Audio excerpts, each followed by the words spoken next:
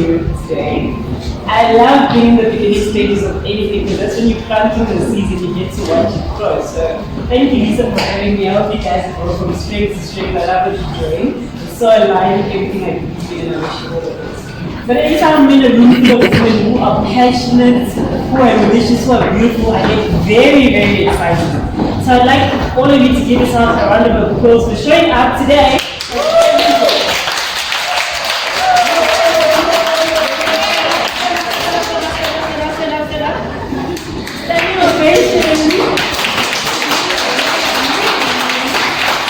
Title, Cultivating and Discovering Your Purpose. And I like both the words. I love cultivating because it means getting the ground ready to receive, right? And discovering is an ongoing. So I think from the beginning, let's establish that you don't arrive somewhere and know the purpose. It's an ongoing evolution. You're constantly growing, you're evolving. Yesterday I was something different, and today I'm a different person. Good that I'm speaking after Tenjiwe, so that she lays that foundation to say there's so many things that we're hearing, there's so many things that we want to do, but sometimes there's power in quietness. There's power in just being in that space of silence, because we're always chasing things, always after the next best thing. Okay, what do I need to do? What do I need to do? And again, as she said, when you finally get there, you find that, this is not it. My ladder was up against the wrong wall. And you only discover when you're at the top that, man, no, this is not where I wanted to be, right? For some of us, it was motherhood. I think for me, it was getting married. I got married. I was young. I was 21 when I got married. I got kids. And then I'm like, I'm finally going to have that fulfillment. And then I get there, I'm like, where's that fulfillment? What is it? And you don't get it because you thought that this is what you were created for, that this is it, this is the dream, and then you get there and you're like, it's great, it's beautiful, but man, there's just that thing that is missing in all of it, right? And so this is why it's so important that we speak about the vision and we set goals so that we understand what that is all about. So what are your values? Again, I go back to what Tenjiwe said about the need to shut everything out, to shut the noise, because everybody has an opinion about your life, especially for us as women. You must dress a certain way, you must look a certain way, you must go to certain places, you must achieve certain things. So there's so much that everybody wants us to do as women, but the critical question is, do you know what God wants you to do, right? So that is why we need to be in that stillness, in that quietness. And sometimes you might even feel too old that, my goodness, I'm 33, am I still going to be questioning why I'm here? At the age of 33, I should already know. It's okay to not know. Today we're here to say it's okay to not know. And it's important to not leave this world without ever having known. Why were you here? On a scale of 1 to 10, what do you rate yourself? Based on On a scale of 1 to 10. Not based on what? On a scale of 1 to 10, yes ma'am. 7. A 7, I get a 7. Someone else, Huh? On a scale of 1 to 10. 1 to 10. So that's a 10, 20 is 10, right? So we have a 10 on a scale of 1 to 10. A solid 9. On a scale of 1 to 10, I need another one. Yes, girl. 9.5. 9.5. So to everybody who said on a scale of 1 to 10, they're either a 9 or a 7. Why? Are you willing to give me that why? I believe all of us in this room should believe that we are a 10. And being a 10 doesn't mean that you don't have your own imperfections, but let's just say, even with my imperfections, I am worthy. I am perfect, I am beautiful. And I think as women, we struggle a lot with that thing because we grew up watching Disney. Who watched Disney growing up? Some of you are probably very heavy Disney, but it's fine, right? But in Disney movies, what would you see? There's always going to be Cinderella and the ugly sisters, right? There's always going to be Stepmother. Snow White and the ugly stepmother. There's going to be, so every time as a young girl, you grew up, it's been implemented in your mind from childhood that it's either you're Cinderella or you're the ugly sister. It's either you are Snow White or you are one of the 10 dwarfs. It's either you are Fiona or you're the orc. You know what I'm saying? So we grew up with that mentality. This is why most women, when we enter a room, you've already classified yourself. Yes. To say, people are wearing heels, now here I come with my gum boots. Already now I feel like I'm not worthy of this event.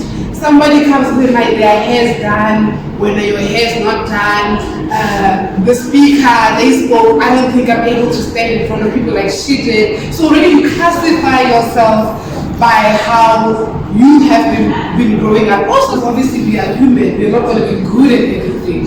But this means that even if I'm not good like Casper Selenia, I will not even run for 2 minutes, trust me. But I know I'm worthy. At school, even if I'm not an A student, for those who are students, even if you're not an A student, you're B student, you're C student, you are worthy. Because you know why? Life does not reward A students only. That's how fair God is. He will say to you, you might not be good at getting your A and net, but when a C student, you'll be so good, you have the most powerful business in South Africa. So life does not reward us only by what you're good at and what you're not good at. And there's nothing as a lower standard in life. I can be a janitor, you can be a CEO, but I can be a janitor only with best. You get what I'm saying? So there is a difference, and there is a thing to say, whatever you're good at, that's what you need to cultivate your worthy, right? You need to learn that soft life also comes with a responsibility, and no one owes you soft life.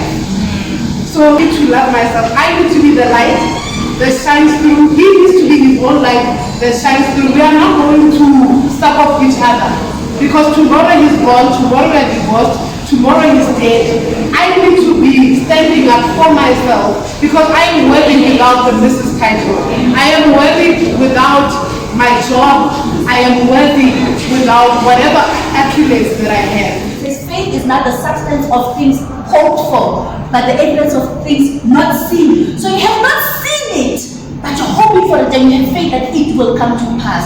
So this is why then we need to be walking with God, because He's going to be showing us things that we have not seen, that don't make sense, and we are not sure for what is this. But because of that faith that we have in Him, we have faith that you know what, God will carry me. And then in retrospect, when you look back, you'll say, oh, okay, now I see. So the issue is now to trust in God and say, I trust you, though I don't see where we are going. I don't know where we are going, but I trust you.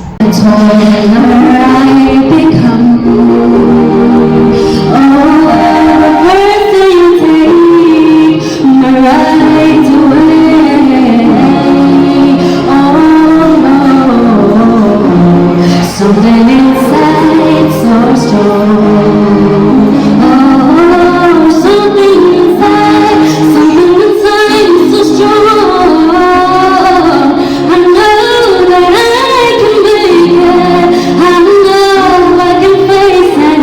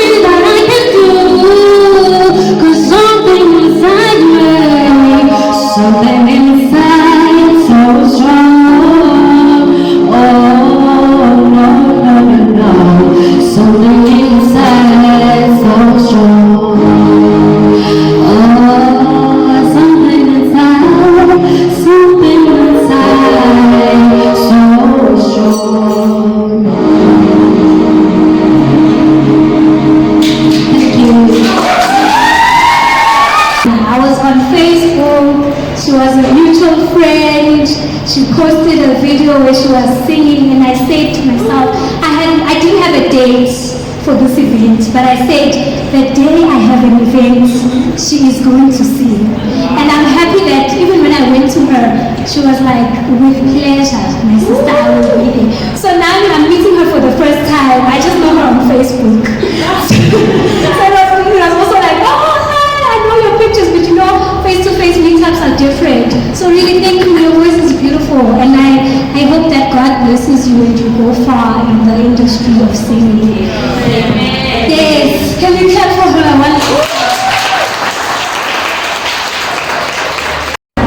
That came today, that honored my invitation from Power Yoshi. It means a lot. I was with my brother yesterday, and he didn't know about the event, so he came by yesterday because I called him. I'm like, things are a mess, I need transport. He comes, he's like, you remember me now, you need transport. Didn't tell me about this event. Now there's transport that's needed, you wanna call me.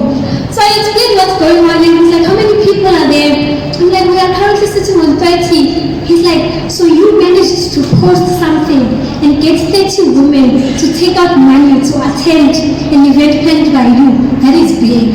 And I was like, what do you mean? It's just 30 people.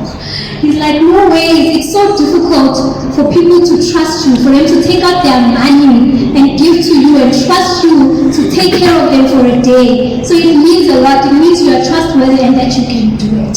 So thank you from the bottom of my heart for honoring this request and this invitation. I've been praying, God, please use me. When I prayed that prayer, God used me to serve. All of that started happening. So I really believe it was led by God, and this day was chosen by God. There's a whole story behind how we chose the 8th of August. It was supposed to be next month, but I believe God wanted it to be today. And I just pushed and said, God, if you want it to be today, I will do everything in my power to make sure it is today. So my mom will literally, God will provide everything. Like, if you say, Mama, this is happening, God will provide. Mama, this has happened, God will provide. When I was kicked out of school, I cried and I called her. I remember that day. I called her and I was in tears. And she said, it's okay, God will provide. And indeed, God has provided. And one day, I'll come back with that testimony that I was talking about in the morning. I'll come back and I'll say, I'm done with this has happened. So from the bottom of my heart, thank you to my parents. And yeah, before I start crying, because I'm emotional wreckage. Thank you to everyone. May you have a beautiful week. May you have a beautiful year ahead. We promise we will be cooking up something for you guys again very